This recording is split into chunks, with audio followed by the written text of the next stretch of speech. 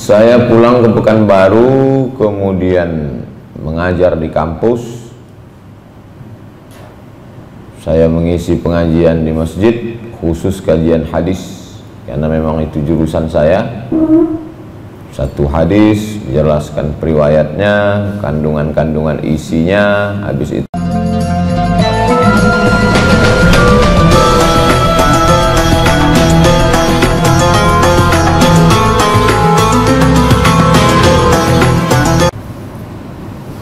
Alhamdulillah wassalatu wassalamu ala Rasulillah wa ala alihi wa sahbihi wa man da'a bi da'watihi wa istanna bi sunnatihi ila yaumi liqa'i rabbih. Rabbi shrah li sadri wa yassir li amri wa hlul 'uqdatam min lisani yafqahu qawli. Habib Mahdi bin Syihab, Ustaz Ali, sahabat-sahabat, tak dapat saya sebut satu persatu. Insyaallah kita semua dimuliakan Allah Subhanahu wa taala. Amin. Itu tanya jawab. Kemudian khutbah Jumat direkam, di-share, kemudian nomor handphone saya disebar dan orang tahu nomor saya, kemudian saya diundang. Maka datanglah saya ke Palembang, diundang oleh salah satu lembaga pendidikan. Begitulah asal mula saya keluar dari Pekanbaru. Semua menemukan titiknya sendiri. Tidak pernah saya merekrut, membuat, menawarkan diri dan lain sebagainya. Akhirnya berjalan, sekarang setiap provinsi ada koordinatornya. Aceh, Ustadz Nazar, Sumatera Utara, Ustadz Iqbal, Kepulauan Riau, Ustadz Endri, Riau sendiri diatur Yayasan Tabung Wakaf Umat, Sumatera Barat, Putra, lalu kemudian Jambi, Ustadz Ican dan Rizal Dahlan. Teruslah sampai semuanya ada lebih kurang. Untuk Sulawesi dengan Kalimantan satu koordinator. Mereka mengatur semua beberapa provinsi di pulau tersebut. Koordinator Brunei Darussalam dan koordinator Malaysia. Jadi kalau saya datang ke satu daerah, saya tidak tahu apa yang terjadi di daerah tersebut. Sahibud dar a'lamu bidarihi, orang yang punya rumah lebih tahu isi rumah, sehingga saya tidak terkena jebakan Batman, khususnya jebakan politik, jebakan pemain, jebakan calo. Alhamdulillah Allah menyelamatkan. Jadi kalau saya ke Sumatera Selatan, Habib Mahdi sudah protek itu semua. Jadi siapapun dari Sumatera Selatan yang mengirim proposal ke Riau atau menelpon tim, semuanya akan balik ke Habib Mahdi. Begitulah di setiap daerah masing-masing. Saya tidak mau menjadi ustadz artis show macam penyanyi dangdut. Datang, pertunjukan, pulang. Tidak begitu. Kalau saya datang ke satu daerah, apa yang mesti saya support di daerah ini? Saya tidak membuat grup baru, saya tidak membuat aliran baru, saya tak membuat mazhab baru. Saya mau melanjutkan bangunan dakwah yang di situ sudah ada dindingnya, ada tiangnya, ada atapnya. Ustadz tinggal pasang keramik lantainya aja. Ayo kita teruskan sama-sama. Makanya konsen saya di 3 hal. Pertama, pendidikan. Oh, ini di daerah ini ada orang yang mau wakaf rumah untuk jadi rumah tahfiz, tapi syaratnya ustadz yang menerimanya. Nanti kami mengelola. Ayo sama-sama. Penyerahan sertifikat rumah tanah bisa sejalan. Yang basic Muhammadiyah bisa duduk satu majelis dengan basic Nahdlatul Ulama. Nah, ini di tempat lain tidak, di sini ada. Di sini ada tempat untuk membuat suatu pagelaran besar dakwah, Benteng Kuta Besar, sebelum Covid datang. Maka ini pun juga menjadi syiar, simbol, sehingga menjadi ikon.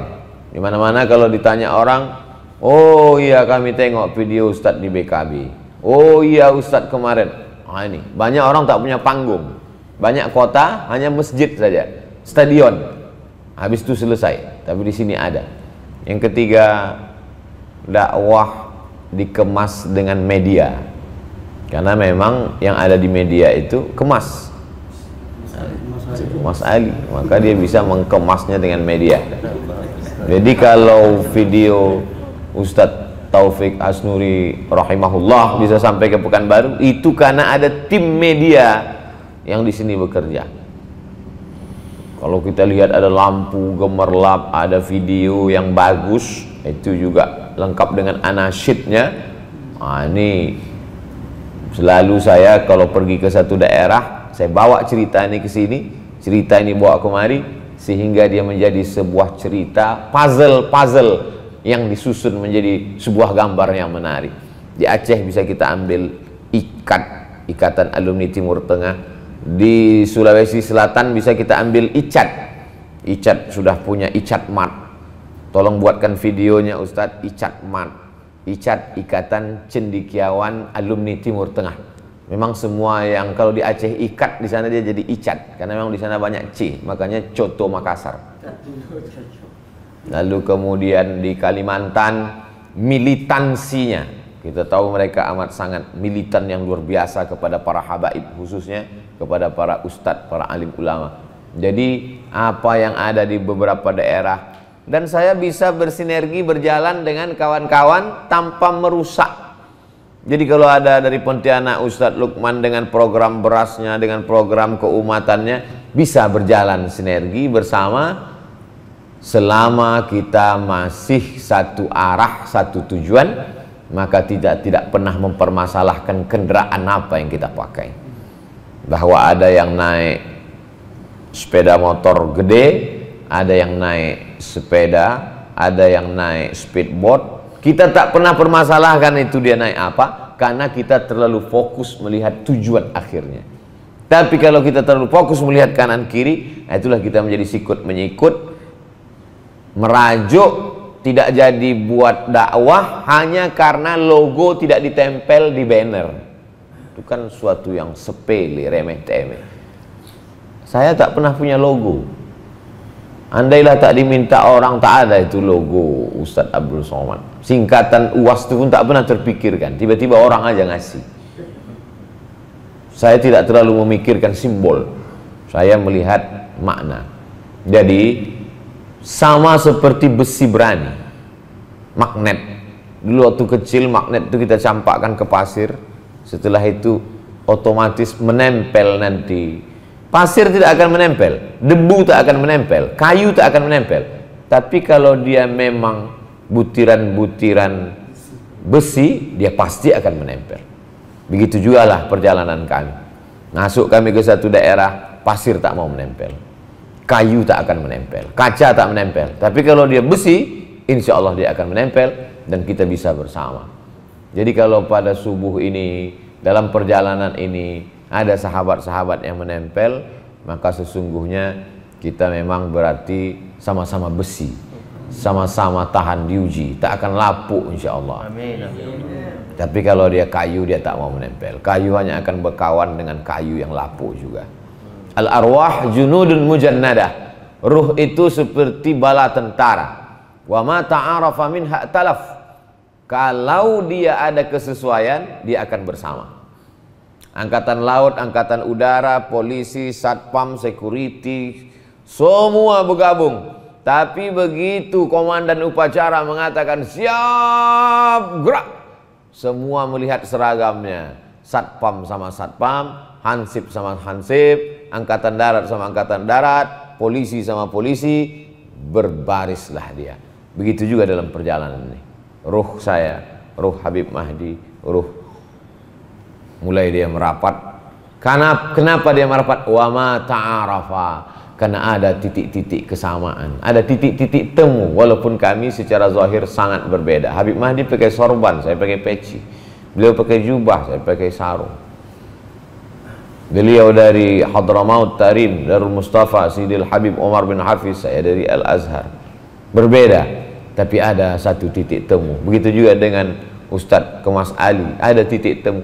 Wa ma tanakara minha talaf.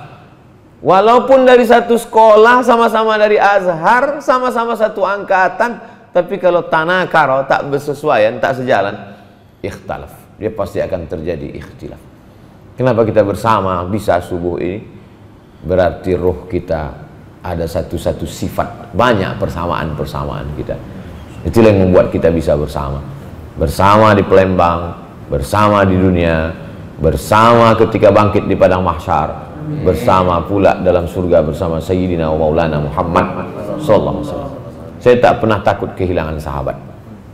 Kenapa? Karena banyak yang berguguran di dalam jalan dakwah.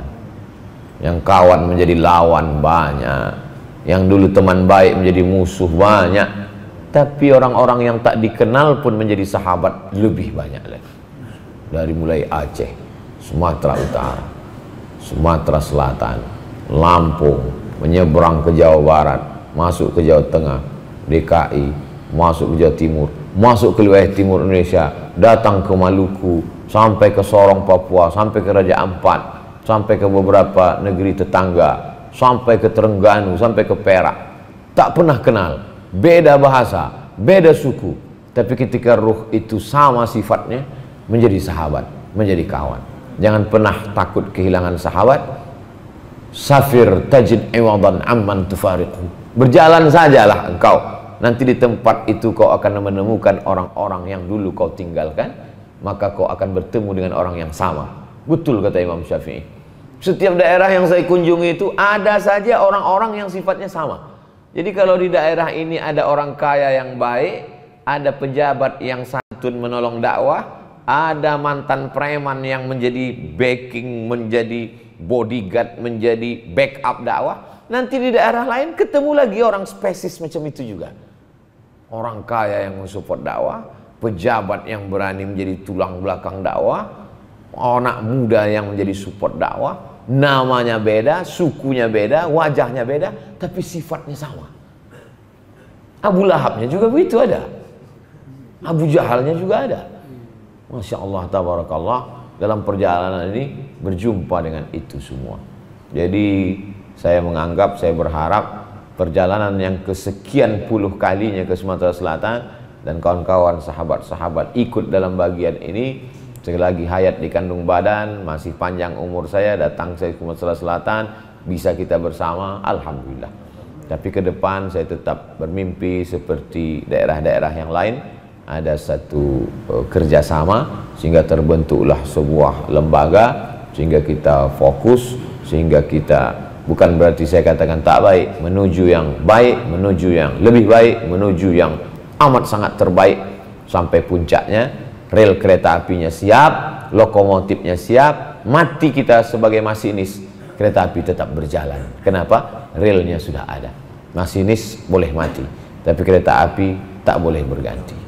Bisa untuk jadi update status yang itu sebagai pengantar pertemuan kita di majelis menjelang pulang ke airport. Pak Ustadz, apa kriteria pemimpin yang zalim? Innallaha ya'murukum an tu'addul amanati ila ahliha wa idza hakamtum bainan nasi an tahkumu bil adli. Dua. Yang pertama amanah, yang kedua adil. Lawan dari amanah khianah, lawan dari adil zalim. Kalau dia amanah, dia adil, berarti dia pemimpin yang patut untuk diikuti. Tapi kalau dia sudah lawan dari amanah khianah, lawan dari adil zalim, maka dia tak layak untuk diikuti. Al-imamu liyutamma bihi, ju'ila al-imam, imam itu diangkat untuk diikuti. Imam angkat takbiratul ihram, ikut. Imam ruku, ikut. Imam sujud, ikut. Imam kentut, jangan. Bagaimana sikap kita terhadap pemimpin yang zalim? Islam ada namanya kuntum khaira ummah, kalian umat yang terbaik. Ta'muruna bil ma'ruf, ajak orang buat baik. Wa tanhauna 'anil munkar, larang orang buat mungkar. Kalau ada Pak RT buat majelis gaple, mabuk, membawa masyarakat, datang orang mengadu, Pak Ustadz, Pak RT mabuk, sabar. Allah bersama orang yang sabar. Pembodohan. Maka kita mesti rapat untuk mengganti RT dengan RT yang soleh. Karena kalau tidak, satu RT ini akan kena musibah. La ta'murunna bil ma'ruf, kalian mesti ajak orang buat baik, wala tanhauna 'anil munkar, larang orang buat munkar. Kalau kamu tidak melakukan itu, la yushikanna ayyab'atsallahu 'alaikum iqaban. Nanti dikhawatirkan diturunkan Allah hukuman. Ketika hukuman itu turun, summa tad'unahu, kamu berdoa minta, fala yustajabu lakum, doa kamu tak dikabulkan gara-gara diam menengok kemungkaran. Pak Ustadz, ini Pak RT udah mulai memakai siskamling kita untuk bawa-bawa cewek-cewek duduk-duduk, joget-joget, dangdut-dangdut koplo tengah malam. Gak apa-apa, yang penting kita di masjid berzikir, membaca Quran. Wala ana abidum ma'abadtum wala antum abiduna ma'abud lakum dinukum waliyadin lana a'maluna walakum a'malukum. Bukan ajaran Islam. Islam mengajarkan kita mengajak orang berbuat baik, mencegah perbuatan mungkar. Karena botol kecap, biarlah dipecahkan, yang penting mati sebagai botol kecap. Pecahnya bagaimana? Sebagai botol kecap. Beserpih dia dengan batu, tetap tertulis di situ botol kecap. Toh pada akhirnya akan pecah juga. Lebih baik pecah dari botol kecap dari pecah jadi botol minyak babi. Sudahlah pecah, botol minyak babi lagi. Ini kan beda prinsip. Yang saya tidak mau itu botol kecap ngejek botol minyak babi. Bahwa kau berprinsip mau jadi botol minyak babi, jadilah botol minyak babi, tapi isi kau tetap kecap. Tapi jangan kau ejek yang berprinsip botol kecap. Ini pun susah memahaminya kalau belum pernah makan kecap. Tapi di Palembang ini saya sampaikan mudah. Kenapa? Karena orang di Palembang biasa minum cuko di atas kecap lagi. Nah, ada orang yang berprinsip mazhab pertama, ada yang berprinsip mazhab kedua. Silahkan. Yang saya tak suka, mazhab satu mengolok-olok mazhab kedua, mazhab dua menjatuhkan mazhab satu. Karena dua-duanya sedang berjuang, dua-duanya sedang memperjuangkan isi yang sama, walaupun dengan sampul casing yang berbeda. Terakhir, saat ini sudah sangat dekat dengan akhir zaman.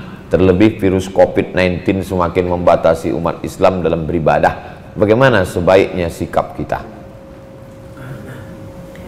Pulang dari berjumpa dengan Habib Novel Al-Idrus Solo bulan Maret 2020, maka 2 hari saya sampai di Pekanbaru, lockdown total, walaupun namanya PSBB. Maka saya berhenti keluar Maret, April, Mei, Juni, Juli, Agustus, 6 bulan. Tapi 1 hari tausiah online sampai 5 kali. Tak berhenti. Video di UAS official malah lebih banyak daripada sebelum COVID. Ramadan tahun lalu full sholat tarawih di rumah 30 malam, khatam 30 juz. Malah saya renung-renung lebih berkualitas lagi waktu COVID daripada tak COVID. Ramadan tahun lalu khatam Ar-Risalah Al-Qushairiyah, dikemas dalam buku 53 stasiun menuju Allah. Video full, semua akses bisa saya masuki. Khatam Quran tarawih 30 juz, kitab Ar-Risalah Qushairiyah. COVID tidak memberikan efek apapun. La yadurrukum man dhalla idza tadaitum. Tapi apakah semua umat sekuat kita? Kan itu yang jadi masalah. Jadi kita didik saja umat ini menjadi kuat. Kalau kalian tak bisa sholat di masjid, kalian tetap sholat di rumah dengan keluarga. Andai kalian, tapi ada hal-hal yang kita tidak bisa diam.